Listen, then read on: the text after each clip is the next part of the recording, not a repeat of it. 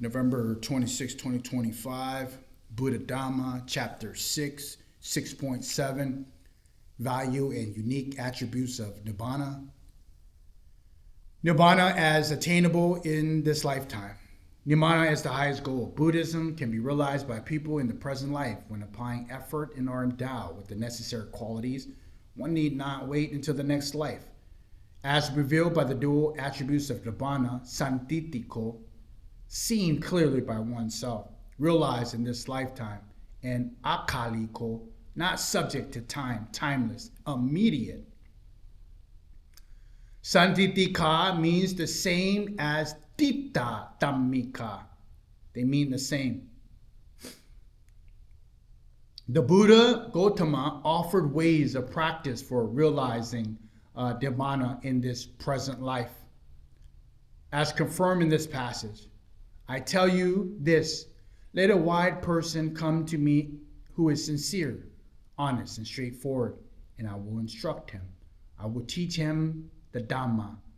If he practices what he is taught, then within 7 years, by realizing for himself here and now, through direct knowledge, he will enter upon and abide in the supreme goal of the holy life, of brahmacharya, for the sake of which clansmen rightly go forth from home life into homelessness, let alone 7 years, in 6 years, 5 years, in a fortnight.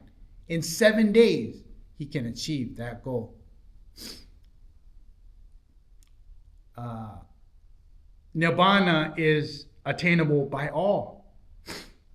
Every person with determination and spiritual aptitude can realize Nibbāna. No restrictions exist concerning race, class, caste, wealth, gender, or whether one is a householder or a monastic, as verified by the Buddhist verses. The straight way, the path is called, and fearless is its destination. That chariot is called silent, fitted with wheels of righteousness. A sense of shame is regarded. Mindfulness is armor. I say this Dhamma vehicle has right view, guiding as charioteer. One who has such a vehicle, whether a woman or a man, has by means of this vehicle arrived to the abode of Nibbāna. The Buddha Gautama permitted women to be ordained as bhikkhunis, despite the opposition by elements of Indian society at that time. He claimed that women who follow the Dhamma Vinaya are capable of realizing super-conscious states or supramundane, from a stream entry to an arihatship equally as men. At one time, Soma Bhikkhuni was sitting at the foot of a tree when Mara approached, wanting to disturb and frighten her, exclaimed in a verse, "That state so hard to achieve, which is it to be attained by the seers, cannot be attained by a woman with her two-fingered wisdom." Soma Teri replied, "What does womanhood matter at all? When the mind is concentrated well, when knowledge flows on steadily, seeing correctly into Dhamma, one to whom it might occur, I am a woman, or I am a man, or I am anything at all, is fit for Mara to address." In relators to the householders and to the ascetics, Gautama Buddha had this to say: I do not praise the wrong way of practice on part either of the householder or one who has gone forth. For whether it is the householder or one who has gone forth, one who has entered the wrong way of practice by reason of his wrong practice is not accompanying the true way. The Dhamma that is wholesome, I praise the right way of practice on part either of the householder or one who has gone forth. For whether it be the householder or one who has gone forth, one who has entered on the right way of practice, by reason of this right way of practice, is accomplishing the true way, the Dhamma that is wholesome. I say there is no difference between a lay follower who is thus liberated in mind and a bhikkhu who has been liberated in mind for 100 years. That is, that one liberation is the same as the other. Now, the Thai translation renders the phrase, the one liberated in the same as the other. They are both liberated by deliverance. Since the Thai Pali editions, Yati tam vimutiya vimutanti. But the Burmese and the Roman editions read Yati tam vimutiya vimutinti. The phrase also occurs for which the Thai editions translates it differently. Gautama Buddha frequently discussed the issues of caste, which one was an important point of debate and controversy in India at that time. One example is the discussion between Gautama Buddha and the Brahmin Itsukari. Master Gautama, the Brahmins prescribe 4 types of wealth. They prescribe wandering for alms as wealth for a Brahmin, the bow and the quiver as wealth for the noble, farming and cattle breeding as wealth for the merchant, the sickle and carrying pole as the wealth of the worker. What does Master Gautama say about this? Well, Brahmin, has all the world authorized the Brahmins to prescribe these 4 types of wealth? No, Master Gautama. Suppose, Brahmin, they were to force a cut of meat upon a poor, penniless, destitute man and tell him, good man, you must eat this meat and pray for it. So too, without the consent of those other recluses and Brahmins, the Brahmins nevertheless prescribe these 4 types of wealth. I, Brahmin, declared the noble, supramundane, subconscious Dhamma as the person's own wealth. What do you think, Brahmin? Suppose a head-anointed noble king were to assemble here 100 men of different birth and say to them, come, sirs, let any here who have been born into the noble clan or a Brahmin clan or a royal clan take a fire stick of teak, sawwood, pine, sandalwood, or a pomegranate wood, and light a fire to produce heat. And also let anyone who has been born into the outcast clan, a trapper clan, a wicker workers clan, a cartwright's clan, or a scavenger clan take fire stick made from dog drinking trough, from a pig's trough, from a dying vat, or from a castor oil wood, and light a fire and produce heat. What do you think, Brahmin? When a fire is lit, it's produced by someone in the first group. Would that fire have a flame, a color, a radiance, and would it be possible to use it for the purpose of fire while when a fire is lit and heat is produced by someone of the second group? The fire would have no flame, no color, no radiance. It would not be possible to use for the purpose of no fire. No, Master Gautama. For all fire has a flame, a color, a radiance. And is it possible to use the fire for the purpose of fire? So too, Brahmin, if anyone from a clan of noble one goes forth of home life to homelessness, relying on the Dhamma, discipline proclaimed by Buddhaghosacariya, holds right view, he is one who fulfills wholesome qualities that are a way of deliverance, vimutti. If anyone of the clan Brahmin goes forth from a clan to a merchant, from the clan of workers goes forth from home life into homelessness, relying on the Dhamma and the discipline proclaimed by Buddhaghosacariya, holds right view, he is one who fulfills the wholesome qualities. That is the way of deliverance.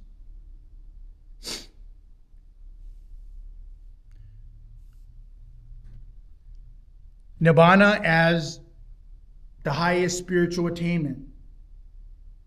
Although achievement of Nibbāna is dependent on mental deliverance, sito vimukti, that is relies on a particular achievement of jhana, and the achievement has been bearing on everyday life of entire beings, Nibbāna is distinct from jhana. concentrative absorption. Nibbāna is the release even from these psychic attainments and accessible when one is able to transcend them. There are some aspects to the attainment of Nibbāna. The realization of Nibbāna is decisive, final, and irreversible. In regard to the moral conduct, for example, true spontaneous selflessness arises. This selfless conduct stems from the eradication by wisdom of selfish hankering, to the point that all observations or self-obsession is abolished. As this selflessness arises naturally of its own accord, it does not result to the willpower or force. One need not seize one opinion or habits in order to let go of another. One need not uphold some ideal, sacrifice oneself to the object of faith, suppress one's passions by calm insight, or to get absorption in concentration in jhana. No matter how lofty a person's mental achievements, one must see into their causal nature and let go of attachment to these attachments before realization of Nibbāna is possible. This letting go ultimately supports, consolidates, and perfects further spiritual development, even for enlightened beings. Such beings can benefit from proficiency in jhana in order to abide in the state of ease of happiness, ditta, dhamma, sukha, vihara, when they are not engaged in other activities. If originally they access the 8 levels of jhana with the realization of a non-returner or an arihant, they may achieve cessation of perception and feeling. Some spiritual accomplishments can suspend defilements and suffering for a long period, but not yet irrevocably. The defilements and suffering can return. Therefore, these heightened mental states are temporary. There are means to suppress other conditions to engage in the mind in something else. The realization of Nibbāna, however, puts an absolute end to suffering and mental impurities. And through this realization, only harmful conditions ceases. Greed, craving, anger, woe, confusion, fixed views of self, and ignorance, all goodness remains. Furthermore, the vices are automatically replaced by exceptional wholesome qualities of life, guided by wisdom and compassion, which surpass ordinary happiness and cannot be securely accessed for other spiritual attainments. Therefore, although a person who has realized Nibbāna may not have experienced the most refined states of absorption, he or she is superior to someone who has experiences but has yet not been fully enlightened. The realization of Nibbāna brings about a fundamental transformation of a person's heart, personality, thinking process, worldview, and behavior. These are 2 principal aspects in this mental transformation. The first involves knowledge, understanding, opinions, and beliefs, which pertains to ignorance and wisdom. The second involves a person's sense of values or relationship to desire, which pertain to craving, wholesomeness, enthusiasm. A student who believes in her teacher will criticize and punish her may tremble at the thought of meeting the teacher, whereas if she knows that the teacher is kind and she feels happy and at ease, people who see others as enemies and those who see others as friends behave differently. A person finding a map that shows the location of hidden diamonds may risk his life and even kill others for that treasure, while other person may not give as much thought. People desiring pleasurable sights, tastes, fragrances, sounds, and tangible objects tend to engross with these things. If they believe that they can truly possess these things, then their happiness is dependent on their acquisition. In contrast, fully enlightened beings understand the world as it really is. They see nothing that can truly be owned or controlled. They go beyond the search of pleasurable sensations. They recognize how to act in harmony with truth. They do not yearn for the sense impressions. As a consequence, a new understanding arises in one's relationship to the world, including material possessions and other people, nature, and even one's own life. One is of the world, and one is not bound or tarnished by it. This liberation and transformation is difficult to describe. Therefore, the scriptures explain it with similes. Recovering from an illness, sobering up, cooling down, clearing and free recluses, estates.